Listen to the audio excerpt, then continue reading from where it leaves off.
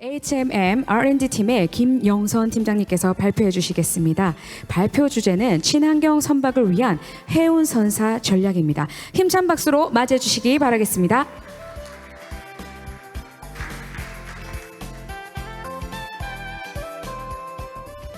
네, 안녕하십니까. HMM R&D 팀의 김영선 팀장입니다. 이렇게 유서 깊은 코마린 컨퍼런스에서 발표할 수 있게 돼서 영광입니다. 제가 지금까지 코마린 행사를 때로는 발표자로, 때로는 청중으로 이렇게 참여를 해왔는데 오늘도 당연히 저 백스코 해운대에서 이럴 줄 알고 이따가 혹시나 하는 마음에 확인해 보니까 이 장소가 바뀌어 있더라고요. 자칫하면 이 자리 못 서 있을 뻔했습니다. 오늘 저는 선사의 친환경 전략에 대해서 간단히 말씀을 좀 드리고자 합니다.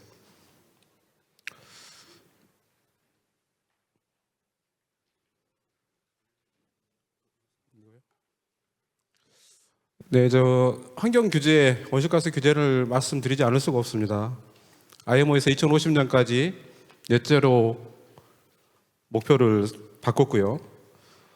작년에 중기조치 EXI, CII가 시행이 되었고, 올해는 EU ETS가 시행되었고, 내년에는 퓨얼리 마리타임이 시행될 예정이고, 또 2027년부터는 중기조치, GHG 퓨얼 스탠다드, 그 다음에 탄소세가 아마도 도입될 것 같습니다. 각각의 규제는 어떤 규제는 탱크 투 웨이크, 어떤 규제는 웰 투 웨이크, 또 어떤 규제는 탄소 발생 총량을 규제하기도 하고, 어떤 규제는 에너지 효율을 규제하기도 하고, 또 퓨얼리 마리타임이나 또 GHG 퓨얼 스탠다드 같은 경우는 내가 사용하는 연료 전체 중에 무탄소 연료가 몇 프로가 되는가를 규제를 합니다.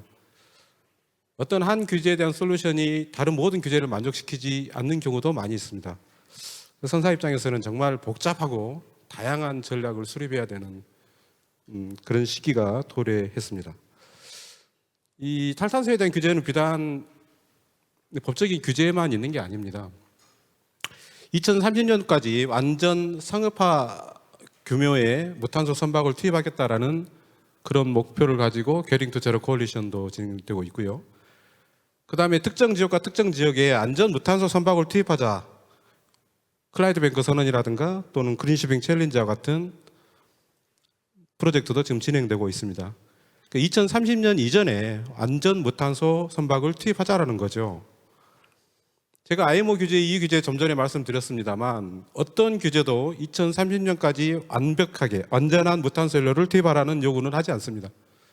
그런데 국가, 기관 또는 이런 프로젝트를 통해서 우리 선사들은 2030년까지 완전 무탄소 연료를 투입하라는 직관적인 압력에 지금 시달리고 있는 겁니다. IMO가 넷제로를 2050년까지 선언을 했습니다만 사실 디카본 완전 넷제로에 대한 시계는 조금 더 빨라지고 있다. 현장에서는 좀 더 빨라지고 있다고 볼 수 있을 것 같습니다. 또 무엇보다도 시장에서의 압력이 아마 선사들이 가장 스트레스를 받을 텐데요. 탄소 정책과 관련돼서 부실한 전략을 세우는 회사한테는 금융 지원을 하지 않겠다. 이 CDP고 그 CDP의 또 해운의 특화 보전인 게 아마도 이 포세이돈이나 프린스플인 것 같습니다.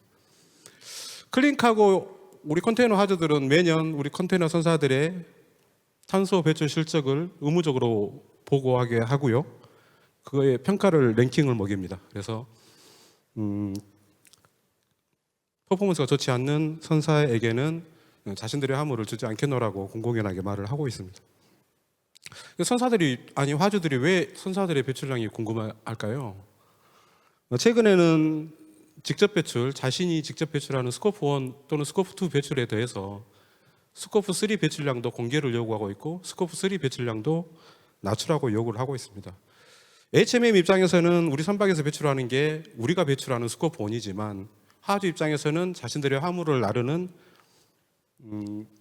선박에서 배출하는 양은 스코프 3로 지켜야 됩니다. 그래서 그 스코프 3 배출량을 줄이라는 요구를 제가 잠깐 여기 저희 화주들 목록을 좀 넣어놨습니다만 수많은 요구를 하고 있고 투명하게 공개하기를 요구받고 있습니다. HMM 간단히 소개드리면 지금 현재 약 한 50개의 항로에 컨테이너선을 투입을 하고 있고요. 지금 현재는 약 80만 T 여선복을 갖고 있지만 20년대 중반에는 약 80만 TU, 아니요, 100만 TU 목표를 가지고 있습니다. 저희 비전입니다. 자, 저희 넷제로 플랜입니다. 저희는 2045년까지 완벽한 넷제로를 달성하겠노라고 이미 발표한 바 있습니다. 2024년부터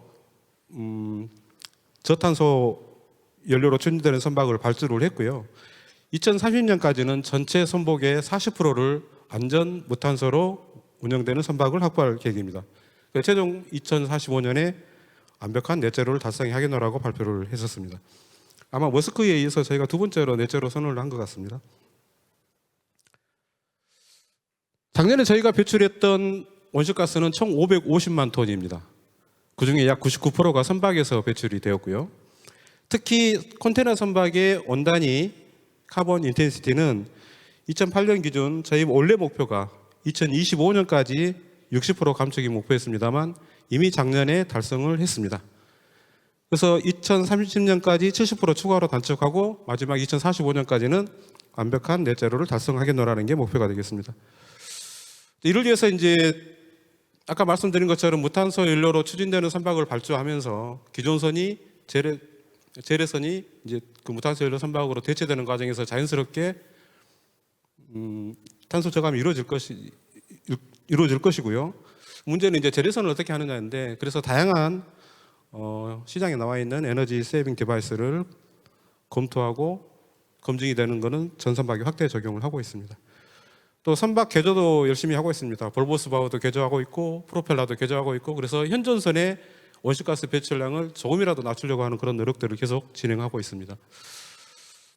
일주일 전인가 머스크에서 16,000TU 컨테이너선 재래선을 메탄올 추진선으로 개조하는 데 성공을 했습니다. 실제로 완벽하게 성공했는지는 확신할 수 없지만 그 여러 가지 행사도 하고 세레모니도 하는 걸 봤는데요. 저희도 역시 기존 재래선을 LNG 연료 추진선 또는 메탄올 연료 추진선으로 개조하는 것들도 열심히 지금 연구를 하고 있습니다. 올해 안에 어떤 의사결정이 이루어질 것 같고요. 기존에 저희가 지금 현재 2020년대 이후로는 저희는 더 이상 재래선 연료를 발주하지 않고 있습니다. 이미 5척의 LNG 연료 추진선을 발주를 했고 매스컴에 많이 나왔지만 9척의 메탄올 연료 추진선을 발주를 했습니다. 메탄올 연료 추진선은 내년부터 이제 순차적으로 인도가 될 예정입니다. 그 다음 연료는 뭘 할까요? 아직 결정하지 않았습니다. 그러나 암모니아가 됐든 또는 수소가 됐든 그 시기에 가장 적합한 연료를 선택을 해서 신조 발주를 할 예정입니다. 배만 발주한다고 되는 건 아니죠. 무엇보다도 이 연료유 공급망을 구축하는 게 가장 큰 중요한 일입니다. 흔히 연료 벙커 공급 인프라가 먼저냐 아니면 배가 먼저냐, 뭐 소위 말하는 닭이 먼저냐 달걀이 먼저냐라는 논쟁이 있는데, 실제로 대체 연료 추진선들의 동향을 보면 닭과 달걀이 동시에 나오는 그러한 형태로 나오는 것 같습니다. 그래서 이 연료유 공급망, 바이오 연료, LNG, 그리고 메탄올까지 현재까지는 이 연료 공급망을 구축하기 위한 전사적인 노력을 지금 현재 진행하고 있습니다. 또 여러 가지 R&D도 함께 진행을 하고 있습니다. 심지어는 SMR, 원자력까지도 고려를 하고 있고요. 작년 4분기부터는 본격적으로 저희가 바이오 연료를 사용하기 시작했고 그 사용량을 점차 늘려가고 있습니다. 특별히 선상탄소 포집 장치를 올해 중반에 저희가 세계에서 가장 큰 용량의 탄소 포집 설비를 선박에 탑재를 했습니다.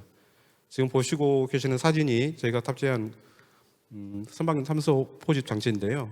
저희 컨테이너선에 설치를 해서 이산화탄소를 포집해서 컨테이너 탱크에 집어넣어서 육상에 양육하는 그런 구도로 지금 현재 운항을 하고 있습니다. 사실 탄소 포집 설비는 아직까지 감축량으로 인정을 받고 있지 못하는 상황입니다. 그래서 저희가 이 시행했던 이런 프랙티스를 또 문서화시켜서 IMO도 제출하고 이게 어떤 감축량으로 인정받을 수 있는 그런 노력들을 같이 좀 진행하려고 하고 있습니다.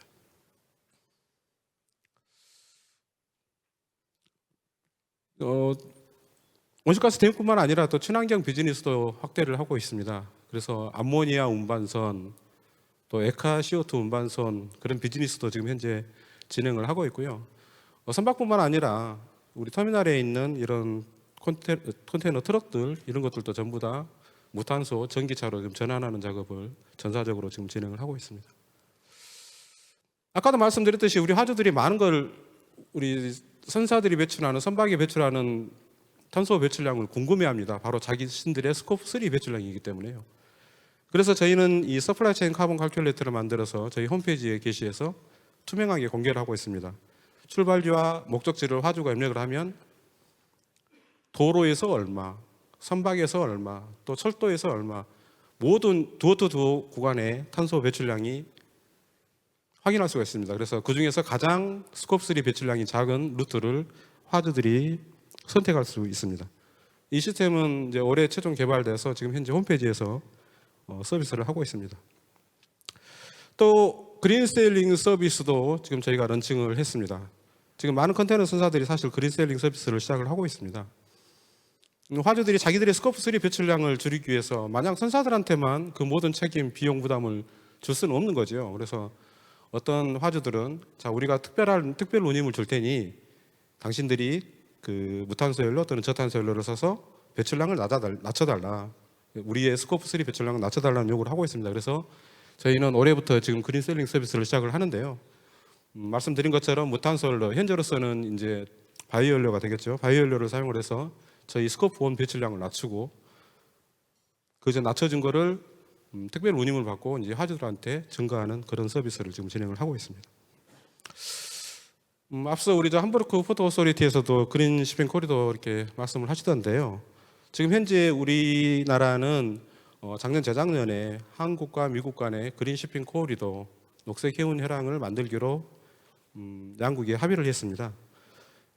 그래서 2027년부터 이제 완벽한 무탄소 연료 선박을 투입을 해서 이게 태평양을 건너는 이런 항로가 개설이 될 텐데 HMM은 여기에 참여하기로 이미 선언을 했었고 아까 말씀드린 저희 메탄올 추진 선박이 아마도 여기에 투입될 것으로 현재는 고려하고 있습니다. 자, 이런 HMM의 노력은 많은 평가를 받고 있습니다. 지난 2022년에 클린카고에서 조사했던 전 세계 컨테이너 선사들의 아시아, 유럽 항로에 투입된 선박들의 카본 인텐시티, 그러니까 탄소 배출량을 비교를 해봤습니다. A, B, C가 익명으로 이제 표기된 다른 컨테이너 선사들이고요. HMM이 보시면 가장 낮은 수치를 탄소 배출량을 보이는 것을 확인할 수 있습니다. 사실 아시아, 유럽 항로는 거대 컨테이너선, 메가 컨테이너선의 경쟁 무대입니다. 각 모든 선사들이 자기가 갖고 있는 가장 큰 배를 투입하는 항로가 아시아, 유럽 항로거든요. 그래서 지금 보시는 바처럼 HMM 선단이 경쟁 항로에서 가장 낮은 CO2를 보여주고 있다, CO2 배출량을 보여주고 있다는 걸 확인할 수 있습니다.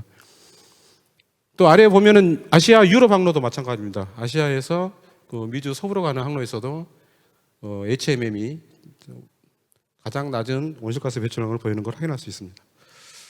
자, 이러한 저희들의 노력들은 많은 외부 기관들로부터 평가를 받고 있습니다.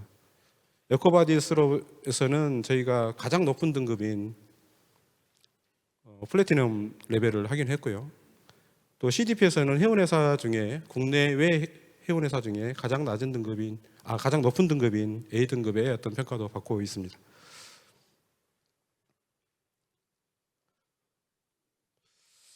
자, 제가 지금까지 HMM의 디카보나이제이션 전략을 말씀드렸는데요. 선박 연료는 지금까지 많은 변화를 두 번의 큰 변화가 있었죠.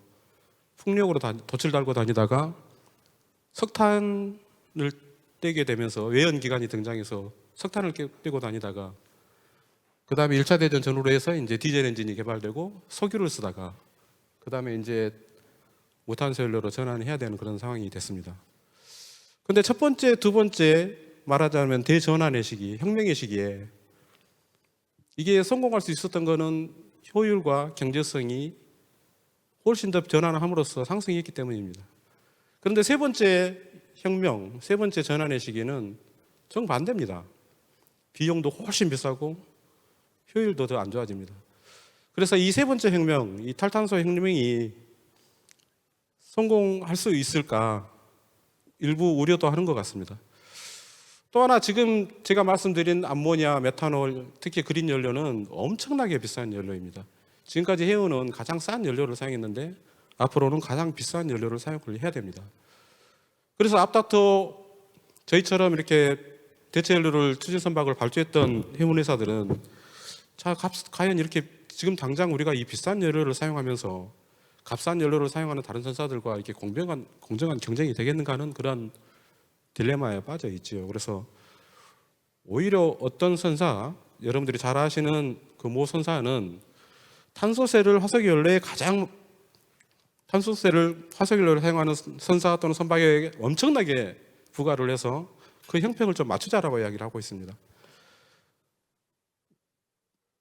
그 회사가 아마도 물론 무탄소 연료 선박을 많이 발주를 했습니다만 아직도 재래선을 압도적으로 많이 갖고 있는 회사거든요. 그래서 탄소세가 부과되면 아마 그 회사가 가장 많은 탄소세를 부과될 텐데 애국의 선도적인 지금 행보를 보이고 있는 그 회사는 이런 말을 하고 있는 겁니다. 그래서 이렇게 하지 않으면은 무탄소로 전환하는데 상당히 이제 지연이 될 것이라는 것이고 탄소 규제가 이렇게 강화됨으로써 오히려 이렇게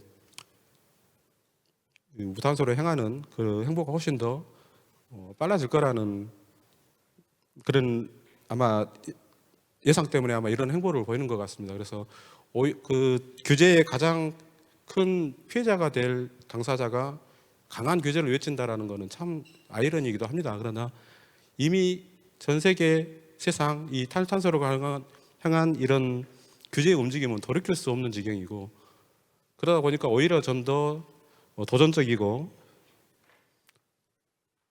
이렇게 진취적으로 나가는 게 오히려 시장을 더 선도한다라는 그런 판단 때문인 것 같습니다. 이상으로 제 발표가 다 끝났습니다. 사실 지금 해운이 가장 직면하고 있는 도전은 우리가 흔히 2D라고 말하는 디지털라이제이션 또 디카보나이제이션 두 개인 것 같습니다. 선사들이 여기에 정말 효과적으로 대응하지 못하면 정말 글로벌 경쟁에서 살아남을 수 없는 환경이 되어 있는 거고요. 또 반면에 이게 마냥 리스크만 있는 게 아니라 대한민국 같은 경우는 IT 기술도 발달되어 있고 통신 기술도 발달되어 있고 조선 기술은 뭐 이루 말할 수가 없지요. 그래서 이런 규제, 양 규제가 양 도전이 아마도 우리 대한민국 조선 해운 산업한테는 오히려 충분히 기회가 될 수 있을 거라 생각을 합니다. 그래서 오늘 뭐 제 발표가 대한민국 해운 발전, 조선 발전을 위해서 조금이라도 도움이 됐으면 하는 바람입니다. 예, 감사합니다. 네, 감사합니다. HMM R&D 팀의 김영선 팀장님 발표 다시 한번 감사드립니다.